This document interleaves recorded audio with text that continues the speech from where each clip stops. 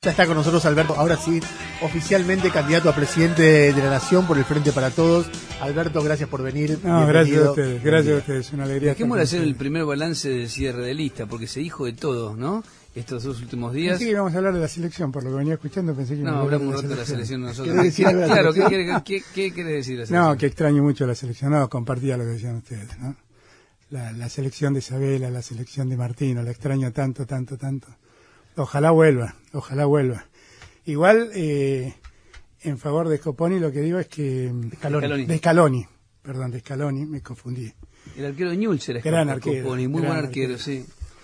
En favor de Scaloni lo que digo es que trata de hacer un equipo con gente muy joven. Y ahí aparecen algunos casos interesantes. De Paul es un jugadorazo, efectivamente. Pinta como un gran jugador. Sí, me sorprendió. Gran jugador.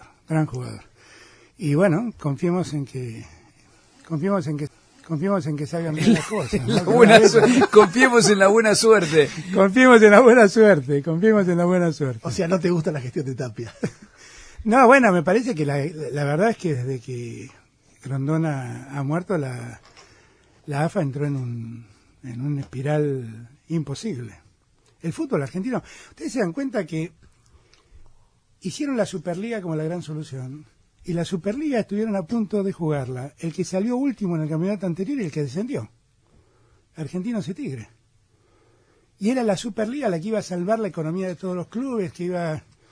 Muy loco eso, muy loco, definitivamente muy loco. Pero bueno, son las cosas que pasan en Argentina. Pero ¿sabes qué? Yo pensaba recién cuando te tiro el nombre de Tapia como picardía, porque digo, a ver, desafío de alguien que puede ser presidente.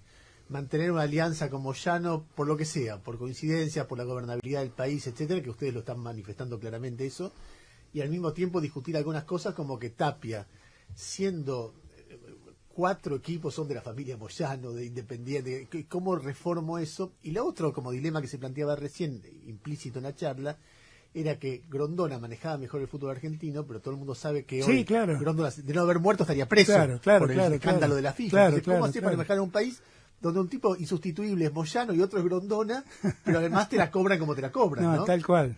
No, lo que decís es correcto. Yo igual el fútbol, ocupando la presidencia, el fútbol está en el enésimo lugar de mis problemas. Está claro, ¿no? Está claro. Tenemos 2 millones de problemas antes que resolver. O sea, no volvería al fútbol para todos. A mí me gustaría que la gente tenga la posibilidad de acceder al fútbol. Sí, me gustaría. También entro en la contradicción de que el fútbol es el deporte más profesional que existe, pero me parece que el fútbol no está funcionando bien. Francamente lo digo, y lo digo sinceramente. Soy un futbolero yo no soy un dirigente de fútbol, soy alguien a quien le gusta el fútbol, como ustedes. Y el fútbol no está funcionando bien, está funcionando mal, claramente está funcionando mal. Macri sí es un presidente futbolero. Y dirigente de fútbol. Y dirigente de fútbol también, sí. Sí, yo no lo soy, y no lo soy entre otras cosas porque no me siento cómodo en la lógica de la dirigencia del fútbol. Por todas estas cosas que ustedes están diciendo. Igual el otro día... Muchas veces me propusieron en Argentinos Juniors y siempre dije que no, porque no me siento cómodo, porque me parece que ahí se mueven lógicas y códigos que yo no entiendo o por lo menos no comparto. El otro día Gravia dijo, pero igual cuando Alberto era jefe de gabinete, al argentino le iba muy bien. Descendimos, creo. ¿No es así? Sí, descendimos cuando fui jefe de gabinete, creo, si no me equivoco. Ahí se fueron un montón de votos de gente de Argentinos Juniors que había pensado que le iba a votar. Salimos campeones en el 2010, pero yo no era jefe de gabinete, claro, yo no era jefe de gabinete. Bien. Fuimos campeones del Bicentenario, después de ascender. Nosotros perdimos el campeonato por un pelo. Exactamente, era con ustedes. Yo tenía en mi oficina, que había en la calle Callao, un hincha de Estudiante que me colgaba la bandera de Estudiante enfrente en ese campeonato, y yo estaba torturado porque viste que terminamos por un punto, fue muy justo. Sí, ganó 4-3 contra Independiente. Contra Independiente, y ahí lo dimos vuelta. Gol de Calderón, que era nuestro. Exactamente, el equipo del Vichy Borghi. Es que Alberto Fernández hablando de Argentinos Juniors. Hablando de fútbol. Y el tipo me volvía loco, me ponía la bandera, me lo hacía a propósito, estaba claro, era justo yo estoy en el 7º piso, justo en el 7º piso de enfrente. Cuando salimos campeones, todo el balcón estaba embanderado con Argentinos Juniors. Sí, claro. Nunca lo conocí, a mi víctima o a mi victimario. A ver, estamos tirando algunos temas que está bueno que arranquemos por ahí. ¿Cómo salimos de este bolonqui? a nivel económico? ¿Cuál es la propuesta? ¿Tiene idea ya Alberto Fernández cómo salimos de este lío? Mira, lo primero que tenemos que hacer es invertir en el circuito. O sea, hay que bajar una llave y subir a la de al lado. Hay que subir una llave para bajar este circuito que ha creado Macri. Macri creó en un país que consume el 70% de lo que produce, un circuito que dice, para combatir la inflación hay que bajar el consumo. Y hay que sacarle el dinero a la gente de los bolsillos para que no lo gaste. Y de ese modo vamos a contener la demanda. Y como se contiene la demanda, van a bajar los precios. Hace 3 años y medio que lo viene intentando y le sale pésimo. Ahora, dejó un efecto muy nocivo.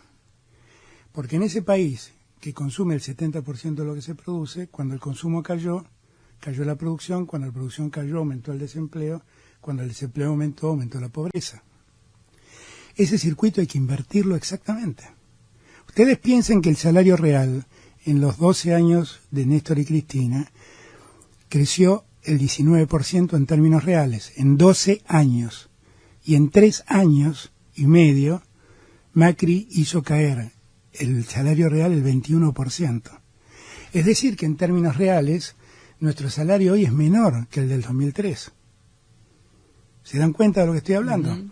Entonces nosotros tenemos que invertir rápidamente eso, porque entre otras cosas necesitamos volver a poner en marcha el aparato productivo, que hoy en día tiene el 40% de la posibilidad industrial de producción instalada y en desuso. ¿Y por qué tenemos que hacer esto? Porque tenemos que producir para generar dólares, para poder exportar, para generar dólares y poder pagar la deuda. Y ahí viene el mayor problema que Macri nos deja, que es la deuda. La deuda es un enorme condicionante, que no sabemos qué límites tiene, porque ustedes piensen que Macri está vendiendo alrededor de 3.000 millones de dólares mensuales para mantener el dólar a este precio ficticio, para que no se le vuelque todo a la inflación, y el resultado es que cuando él se vaya nos va a dejar una Argentina más o menos con 45.000 millones de dólares de reserva. En esa Argentina, en esa reserva de los 45.000 millones de dólares que tengamos, 30.000, escuchen lo que les digo, son depósitos a plazo fijo de los argentinos en dólares. La deuda que nos va a dejar en el LELIQ es de 30.000 millones de dólares. Ya estamos hablando de 60.000 millones de dólares y no hemos entrado a discutir un centavo de lo que le debemos a los acreedores. Esto es la Argentina que tenemos que enfrentar. Además, no conocemos a ciencia cierta los niveles de la deuda. De hecho, la semana pasada un artículo del Cronista Comercial, del Cronista, no se llama el Cronista Comercial, el diario El Cronista, nos advierte que el gobierno no tuvo en cuenta que el año que viene vamos a tener que pagar 2.000 millones de dólares más de lo que tenía previsto, con lo cual ya vamos a deber 20.000 millones de dólares el año que viene. Ni siquiera el gobierno tiene cabal conciencia de la deuda que tiene que afrontar. Yo el día jueves viene el representante para el hemisferio occidental del fondo que me pide una audiencia, espero verlo y hablar con él. Ahí empieza nuestro primer desafío, que es que el fondo entienda que ha cometido un error garrafal prestándole dinero a un gobierno. Le prestó el dinero para que le pague a los acreedores y usó el dinero para pagar la fuga de divisas. Con lo cual nos dejó la deuda con el fondo y la deuda con los acreedores prácticamente intacta. Y el gobierno, al fondo le venimos diciendo esto desde el primer día, y el fondo no escuchó hasta que días atrás Lagarde dijo, hicimos mal los cálculos, creo que nos equivocamos. Y ahí es donde nosotros, cuando yo hable con el fondo, primera vez que lo voy a hacer, voy a tener una noción más exacta de lo que el fondo cree. ¿Cuál es mi objetivo? Pagar. ¿Saben por qué? Porque la Argentina del default la heredé yo. Y yo estuve entre los que sacamos a la Argentina del default. Y sé lo que le cuesta a la Argentina estar en default. La Argentina está en default. No está en default por esta ficción de que el fondo nos presta plata para pagar. Por eso no está en default. Pero la Argentina está en default. Yo quiero sacar a la Argentina del default. Alberto. Y lo vamos a hacer negociando con el fondo y negociando con los acreedores. Pero no lo vamos a hacer manteniendo la recesión que Macri ha generado. Cuando vos decís levantar o bajar una palanca y subir otra, ¿estás pensando en qué? ¿En un aumento de salarios reales rápido? ¿Sabés qué estoy pensando? Mira, yo el jueves pasado estuve en San Luis. En San Juan, perdón. En San Juan. ¿Por qué elegí San Juan? Por muchos motivos. Primero porque allí el presidente del peronismo fue uno de los que más trabajó por la unidad que logramos, Gioja. Pero además, San Juan tiene un gobernador joven, se llama Sergio Uñac, que siguió con las políticas que Gioja tuvo previamente. Cuando en la Argentina la desocupación es del 10%, en San Juan la desocupación es del 3%. Y cuando vos le preguntás, ¿pero cómo lo lograste? ¿Sabés cómo lo logró? Con muchas políticas activas del Estado. ¿Y cuáles fueron esas políticas? Esas políticas hicieron que, por ejemplo, el Banco de San Juan, que es un banco privado donde la provincia de San Juan tiene el 17% del banco, pero como es agente financiero de la provincia, le exigió tomar estas decisiones. Cuando la tasa para cualquier pyme es de por lo menos 60%, ahí la tasa es del 21-22%. Y ha logrado sostener la producción y la inversión en San Juan. Y eso hace que el banco sigue siendo rentable. Y el banco sigue, pero obviamente, si el banco con las LELIC le pagan el 70%, lo que hacen es perder un poco en la diferencia. Lo que pasa es que no son angurrientos y quieren ganar siempre.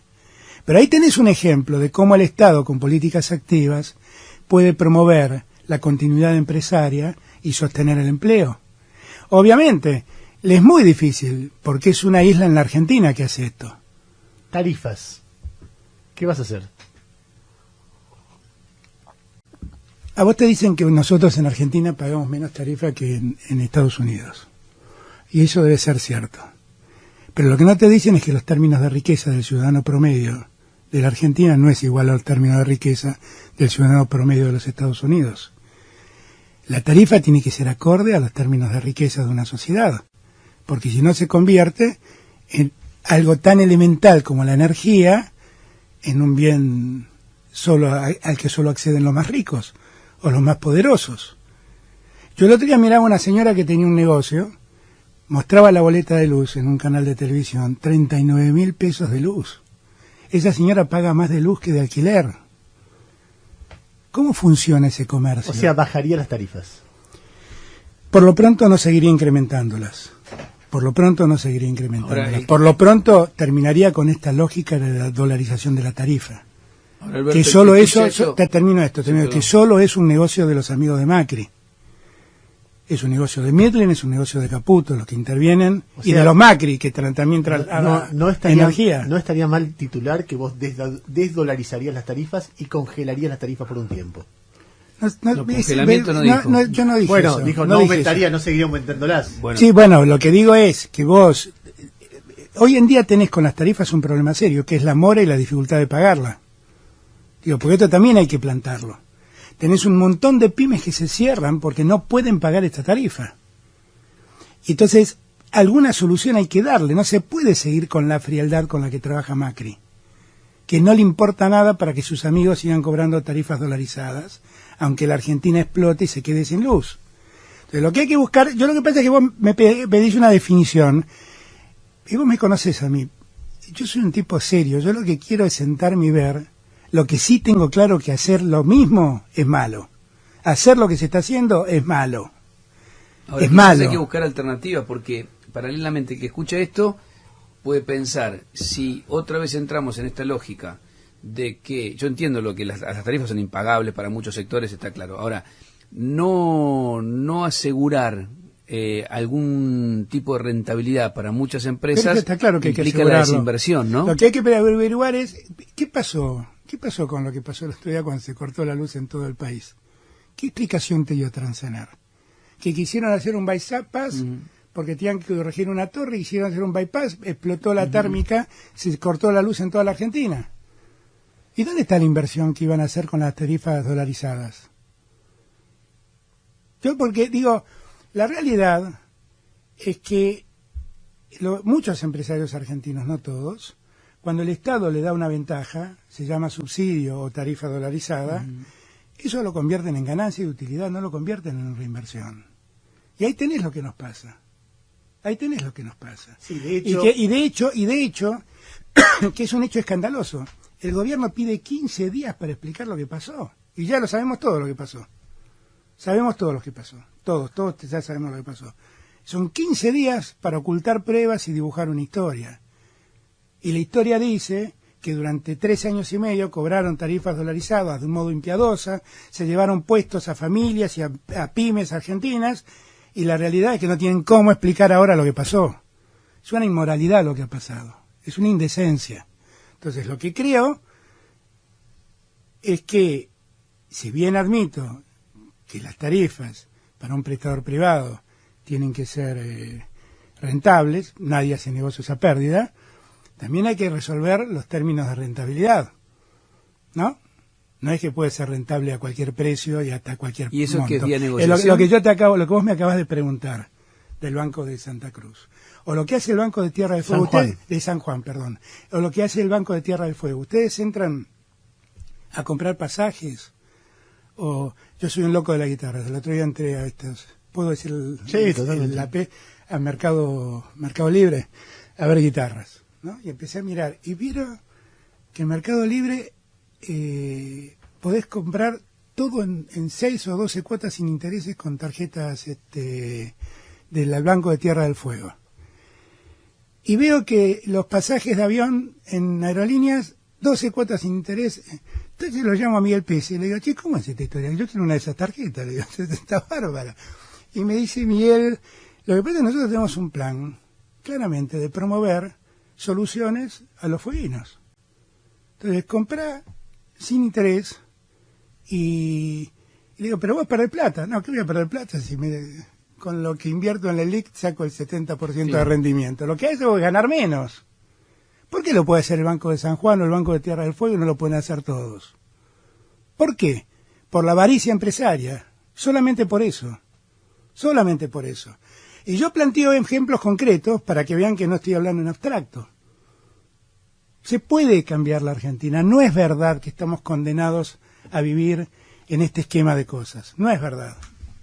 Déjame hacer una repregunta respecto de esto, que me parece que es una repregunta que cae de Maduro. Alguien que te quiere como presidente, escucha esto y si tiene razón lo que dice. Alguien que no, va a decir, justamente ustedes hablan de los tipos de cortes de luz, justamente ustedes hablan de subsidios, de tarifas en un contexto donde corte de luz cuando pasó la tragedia de 11, manejando los subsidios de la manera que los manejaron, con todas las prevenciones que hubo. Justamente ustedes hablan de rearmar un esquema razonable de la economía cuando perdieron una oportunidad histórica como poca. Yo cuando fui jefe de gabinete, en los últimos 120 años de la Argentina, o un poco más, solo hubo 5 años consecutivos donde la Argentina tuvo superávit fiscal.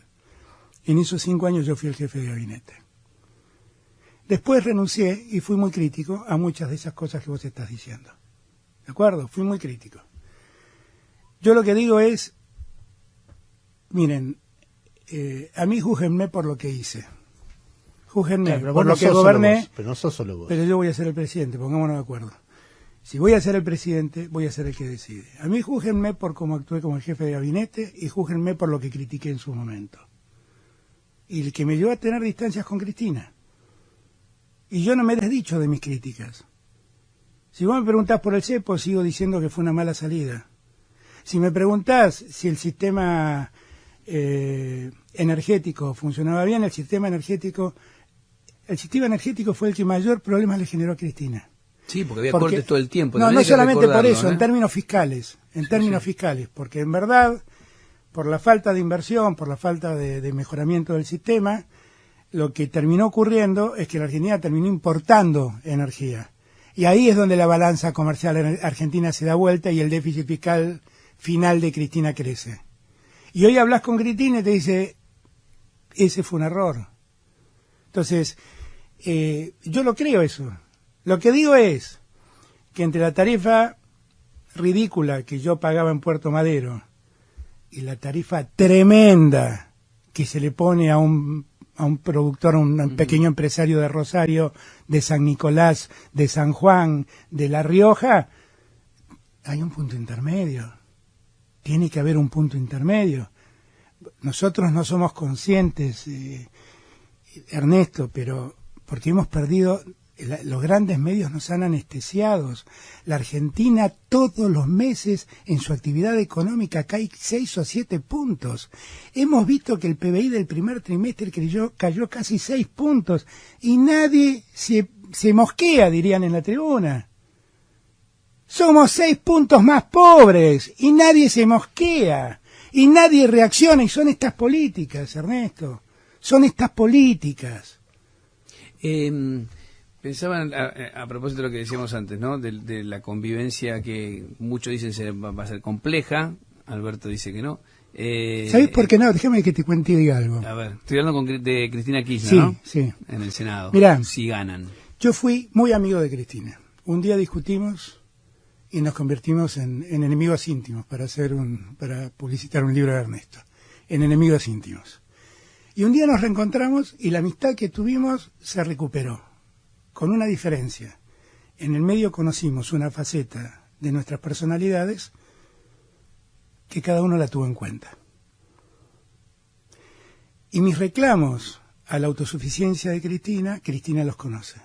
Y mis reclamos a los que en algún momento fueron gestos de soberbia, Cristina los conoce. Y Cristina también conoce mis reacciones cuando algo no me gusta. Que son simplemente decir, no voy a seguir a la manada, voy a hacer lo que creo. ¿Y sabéis que logramos? Recuperar la mejor amistad y el mejor vínculo.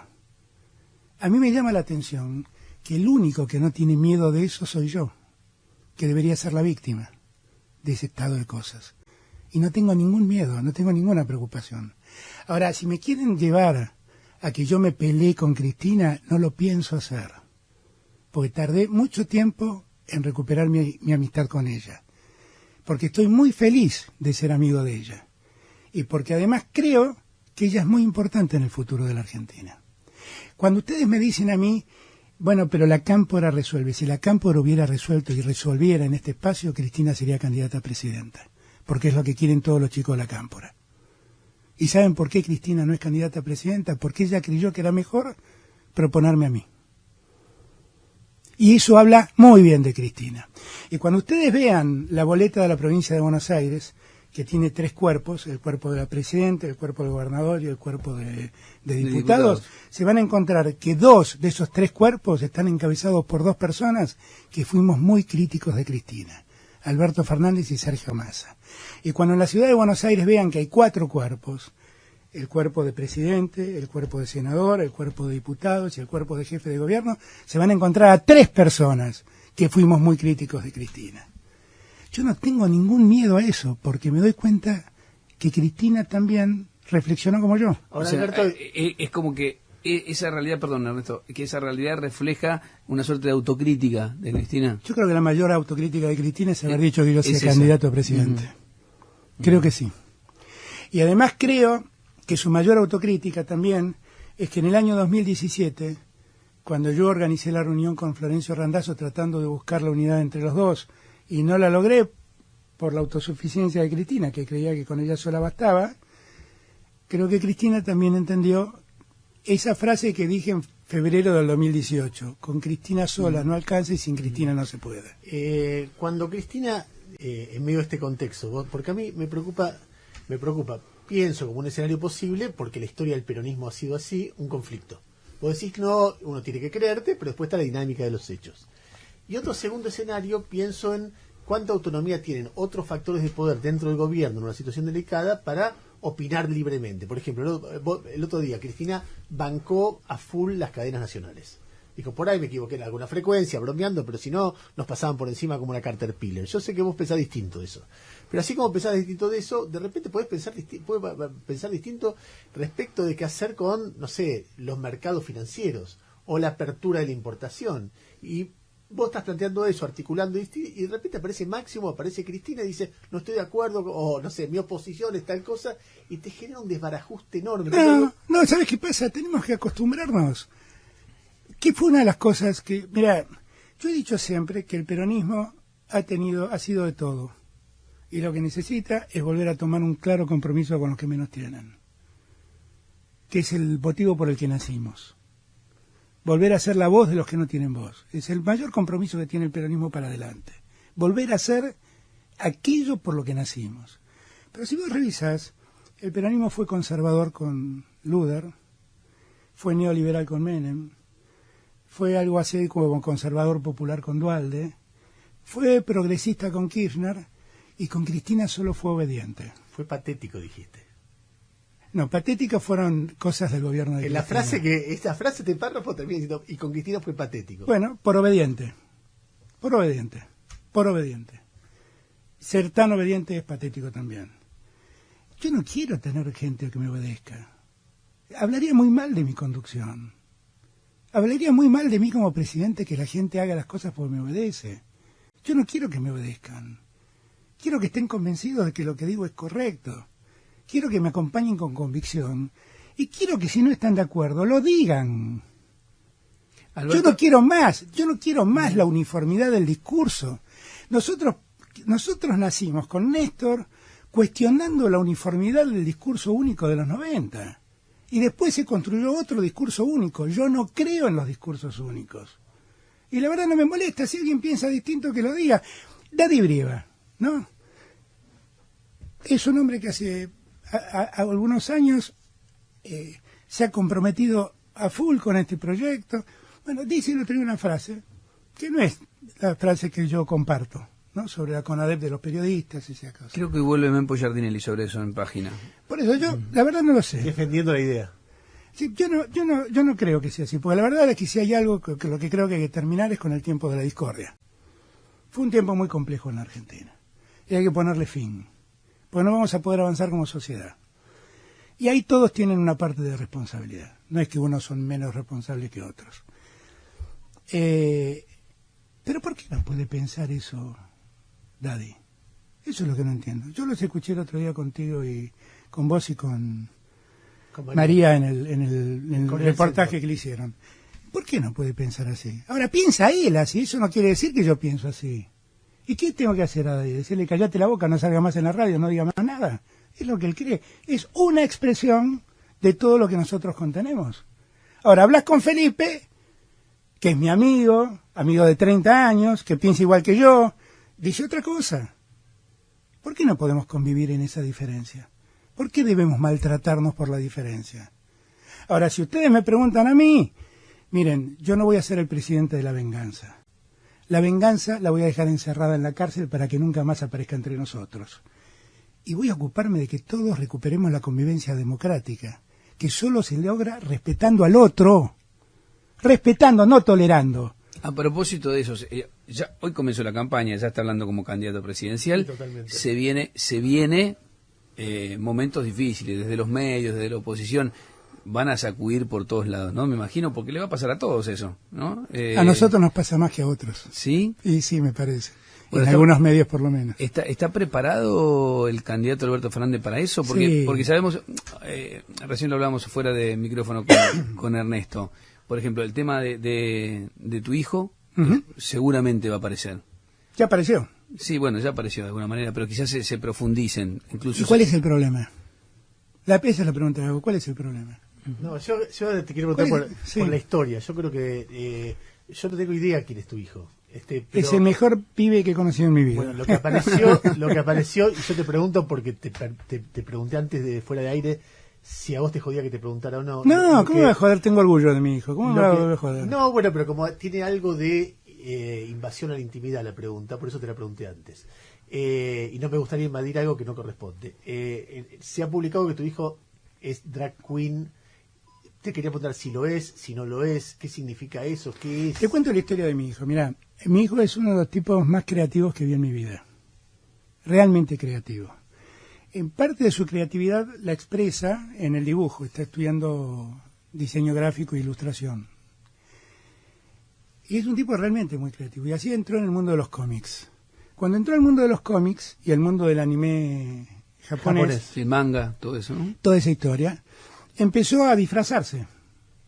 Y empezó realmente a hacer unos diseños de disfraces realmente asombrosos, con lo que él disfrutaba mucho. Y así empezó. ¿Cómo se llaman los que se disfrazan? Tienen otro nombre, los que se disfrazan como... ¿Con mujer? No, los O que se como- disfrazan como personajes de historietas. No tengo Bueno, idea. No sé. no me acuerdo el nombre. algún oyente nos va a Sí, ayudar sí. cómo se llama. ¿Cómo? Sí, cosplay o cosplay. Cosplay. Empezó a hacer eso. Y la verdad fue llamativo. Lo hizo muy bien, pero también le fue que le empezaron a invitar de festivales de cómics en el mundo. Comic Con se llama, ¿no? Comic Con, las últimas 3 Comic Con de Nueva York, mi hijo estuvo presente. Es un chico de un perfil muy bajo, trabaja en una compañía de seguros, vive hace 2 años con su novia. Cuando le empezó a ir bien, empezó a hacer personajes femeninos del cómic. Y después terminó en las figuras del drag queen, que son fotos que hace, disfraces y fotos que él hace, artísticamente hablando. Y en ese mundo, que yo no conozco, no conozco mucho, pero parece ser muy respetado, muy reconocido. Yo tengo orgullo de mi hijo. ¿Cómo no voy a estar orgulloso? Es un hombre sano, es un tipo que labura, es un tipo que se toma el subte toda la mañana para ir a trabajar a la compañía de seguro donde trabaja. Estudia, vive con su novia hace 2 años, alquila un departamentito, porque se le ocurrió irse a vivir solo. Hace 2 años con su novia alquilan un departamentito en Belgrano. ¿Cómo no voy a estar orgulloso? ¿Qué me importa lo que digan? Pero no vos. En general, y te agradezco además que me lo preguntes. Pero espera, déjame preguntar, como padre, ver que un hijo empieza a disfrazarse y qué sé yo. Es su vida. Pero debe haber sido un desafío en algún momento decir, che, ¿me podés explicar en qué andás? Sí, eso sí lo hice. ¿Qué es esto? Le dije. Y él me lo explicó. Bueno, si él lo hace feliz y si él disfruta con eso. Sí, más raro es que no es el presidente.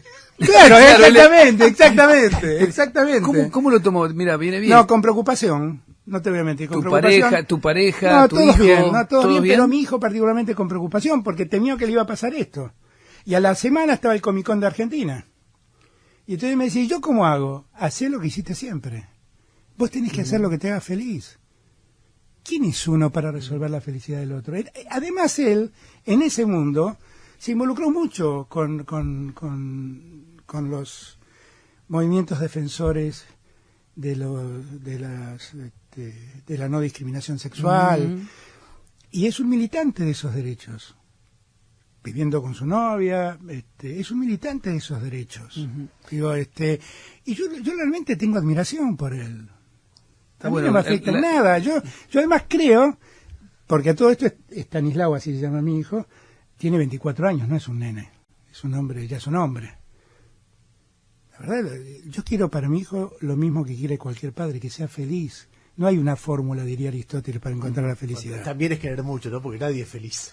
Sí, no, claro, bueno, pero está bien, pero uno pretende ser los hijos. Yo lo único que quiero que seas feliz, pavada de cosas que te parecen. Sí, pero es la fantasía pero que tenemos todos. Aristóteles, después lo repitieron otros, entre otros Sabater, en un libro más moderno, decía que ese era el sentido de la vida, la búsqueda de la felicidad.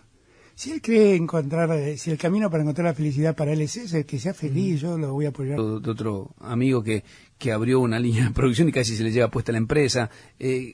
¿Cómo se desarticula eso? Como te dije al comienzo. Mirá, la vez pasada fui a México cuando fue la asunción de López Obrador, que me habían invitado a dar una serie de conferencias. Y estaba en el aeropuerto solito ahí tomando un café y se acerca un señor y me dice, yo no era candidato a nada en ese momento, me dice hay que hacer algo con la Argentina. Y me cuenta que él tenía la fábrica más importante de Argentina de viromes y fibras, y que la cerró porque la importación lo mató. Y le dije, ¿en qué estado está tu empresa? 400 personas suspendidas y las máquinas paradas. ¿Qué quiere decir las máquinas paradas? Tapadas. Está la fábrica cerrada, les pusimos una lona para que no se ensucian y 400 personas suspendidas para hacer viromes. ¿Esa es la Argentina que queremos? Si nosotros no entendemos que ese señor hay que ayudarlo a que levante de vuelta las ventanas de su fábrica, las persianas de su fábrica, que los 400 trabajadores recuperen el trabajo, no entendemos cuál es la Argentina. Pondría límites a la importación. Como hace todo el mundo, como el mundo hace. Porque es cierto que la globalización es un hecho irreversible. Lo que no es cierto es que te condena a ser idiota. No te condena a ser idiota. Lo sabe la Unión Europea, que no te entrega a los productores agropecuarios y los protege mañana, tarde y noche, Y los protege no solamente no dejándote entrar, sino subsidiándolos de un modo increíble. Lo sabe Trump, cuando protege a los productores de limones y para meter nosotros un limón nos cuesta un Perú. Lo sabe él, lo saben todos. Ellos pregonan una cosa de fronteras para afuera y nosotros como tontos la creemos. Bueno, nosotros tenemos que proteger nuestra industria. Dos preguntas muy concretas. La primera, el otro día Manuel Álvarez Agis, en un reportaje en el cual él dijo, yo no hablo en nombre de Alberto, pero hablo mucho con Alberto. Es verdad. Dijo, para frenar la inflación el primer año, no hay que distribuir el ingreso el primer año. Para frenar, una frase que trascendió mucho, que generó mucha polémica. ¿Vos la suscribís? La verdad es que se fue a Estados Unidos y no pude hablar con él todavía de qué quiso decir con eso. Emanuel es un chico brillante. Ahora, no sé qué quiso decir. Yo lo que creo que él quiso decir es no volver a pensar en una política de shock, cosa que yo creo. O sea, volver a pensar en una política de shock, como fue la convertibilidad, generalmente te resta de herramientas para manejar la economía. Y la verdad, la inflación es un problema, pero nosotros tenemos un problema a la par, que es el problema deuda, que no es un problema menor. Él lo que está diciendo es... Él lo que dice es hacer un acuerdo. El acuerdo es lo que está planteando... 35% de aumento de salarios, 35% de aumento de precios, 35% de devaluación. Contenerlo. Y que no suban los salarios por encima de los precios. Pero eso no es congelar o renunciar a la distribución. Lo que está diciendo es busquemos un mecanismo para acordar que todo crezca lo mismo y empezar a desacelerar... A desinflar la economía. A desacelerar la inflación. Pero eso es lo que leí, no lo hablé con él. Cuando venga lo y hablaremos. lo último, ¿cómo puede ser que Albistur te preste un departamento que... Porque no tengo plata para comprarlo, ¿qué quieres que te diga? A mí me parece insólito. 150 lucas por mes de regalo. Es decir, ¿cuánto no puede es valer así, no el es alquiler así. de ese departamento? No, ¿qué va a costar 150? Es un departamento de 80 metros cuadrados. ¿Me estás cargando? No tengo idea. Es lo que leí. Pero 80 metros cuadrados en Puerto Madero. No, pero 80 metros cuadrados no es eso. Yo creo que debe ser un alquiler, para ponerte una cifra, debe ser de $2.000 mensuales. 90 lucas. Debe ser eso, sea, con toda la furia. Te regala $25.000 por año. No, pero no es así, no es así. Es un poco larga la historia, pero ¿querés que la cuente? La cuento. Yo me separé, ¿no? Además no es que hace años, hace un par de meses que me lo presta, porque la historia es así. Yo me separé. Y Albistur también se había separado de su anterior mujer. Había comprado ese departamento. Yo cuando me separé me fui a vivir a un departamento alquilado, amueblado, porque tengo solo una casa, la casa donde vive la mamá de mi hijo, y vivía mi hijo hasta hace poco ahí. Me fui a vivir a un departamento que alquilé en Puerto Madero de 60 metros cuadrados, un poquito más chico que este. Y allí viví todos los años que fui jefe de gabinete. ¿Ok? Y pagaba un alquiler. ¿Listo? Llega Albistur se separa, compra ese departamento para irse a vivir ahí. Pero ¿qué le pasa? Conoce a Vicky Tolosa Paz, que es su actual mujer. Y dice, me voy a vivir a La Plata con Vicky Tolosa Paz. Y me dice, mira, queda este departamento, yo te lo alquilo. Se lo alquilé durante muchos años, hasta que Macri causó en mí la misma crisis que causó en todos. Y entonces le dije, mira, Pepe, no te lo puedo pagar. La verdad no te lo puedo pagar. Me dijo, quédate tranquilo, ocupate de pagar las expensas, pagar todo lo que tiene que ver con los servicios, pagar la parte que me corresponde por tener ese departamento como bienes personales y usarlo. Pepe es amigo mío desde hace 30 y tantos años. Ahora, ¿a usted no les parece un poco raro que estemos discutiendo esto? Pero en un país donde el presidente todos los días le aparecen cuentas offshore, donde el ministro de Economía tiene cuentas offshore. Vive en el departamento de Gustavo Arriba, hasta me estaba pensando la coincidencia. Claro, digo, ¿y a ustedes no les llama la atención eso? Yo no les llama la atención. Por supuesto que sí. Sí, también. Bueno, ok, listo, ya está, pero lo ¿Por que qué digo... vos no me prestás un departamento a mí? No, que no tengo. Podría prestarte uno. Pero es la verdad, pero es la más estricta verdad. Y si Pepe me hubiera dicho, no, mira, tengo que cobrarte el alquiler, hubiera ido a buscar un alquiler más barato. Simplemente es esto. Bueno, podríamos seguir un largo rato, vamos a hablar otras veces porque la campaña yo les agradezco mucho. Recién empieza la campaña. Supongo que cuando sea presidente, si es que lo es, nos dará alguna nota cada tanto. Sí, a Macri no lo pudimos entrevistar. No, a Cristina tampoco. A Cristina tampoco. Yo lo entrevisté a Macri al día siguiente que ganó cuando todavía no era presidente, que salió y después no... ¿Yo les puedo hacer una pregunta? Sí. Sí. ¿Alguna vez, siendo jefe de gabinete o después, yo les pedí a ustedes que me llamen para hacerme una entrevista? No. No, pero me cagabas a pedo mucho. Ok. ¿Alguna vez les dije... Una vez 40 minutos seguidos. Vos sabés que me estaba bañando, me llama, me empieza a retar. Con una No conocía eso. Me sequé, me vestí, saludé a mis hijos, tomé un taxi. Seguías entré hablando. Al Tanterstal de Palermo y dije, era el jefe de gabinete, digo, Alberto, discúlpame, estoy entrando, ya hace 45 minutos me venís cagando a pedo. No, pero hablaba. claro. Creo que todos los periodistas reconocemos eso. Y Creo segundo que es- punto, ¿alguna vez que usted me hizo una entrevista, les dije de esto no hablemos?